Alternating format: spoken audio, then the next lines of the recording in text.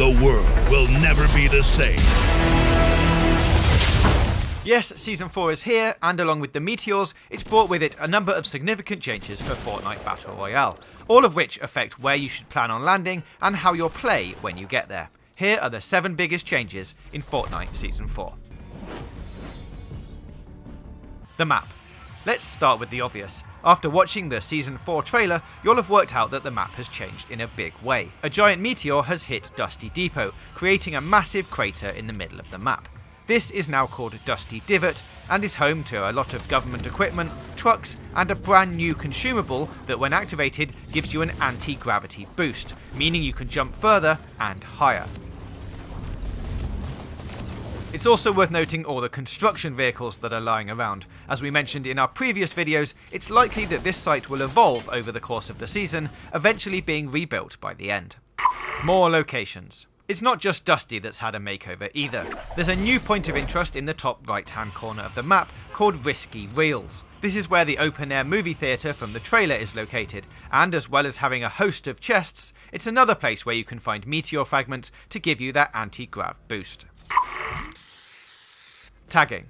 As well as new dance moves and stickers, you'll now find a new option in the emotes wheel called Tag. There are a number of these you can collect throughout the season, and you can spray them on nearly any surface.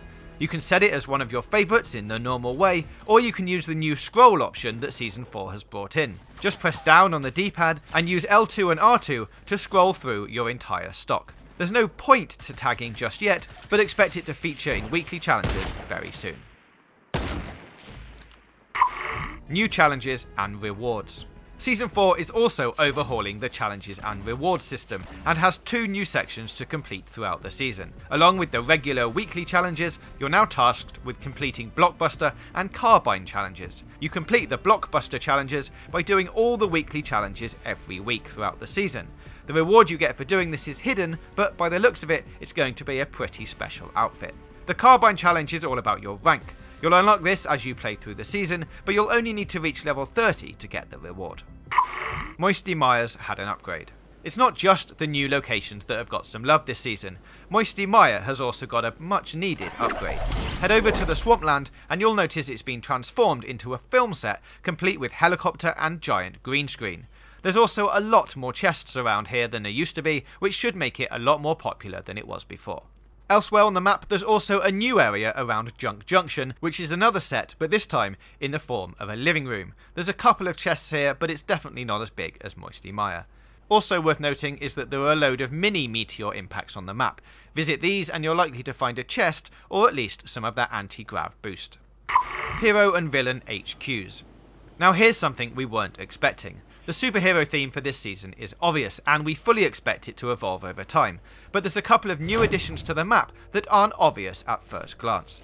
The first is this Avengers/Tony Stark style bunker cum mansion on the right hand side of the map. Built into the cliff face, this location has what we're assuming to be the good guys symbol on the walls and a good amount of loot as well. In contrast, the evil lair can be found in the side of the mountain near Snobby Shores. You can either access this from the side of the cliff or via the shack on top of the mountain.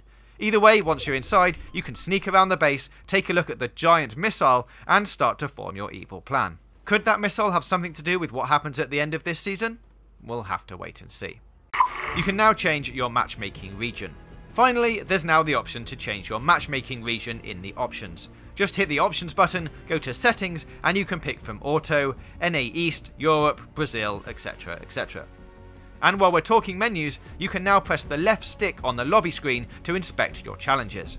This is a nice easy way to check what you've got left to do, and it'll also name all the locations you've already visited for the named location challenges, meaning you're less likely to visit the same one twice.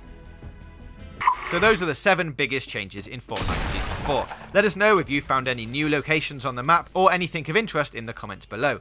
Click the boxes on the left for more content from us, and don't forget to hit that big button in the middle to subscribe for more gaming news, reviews, previews and features right here on GamesRadar+.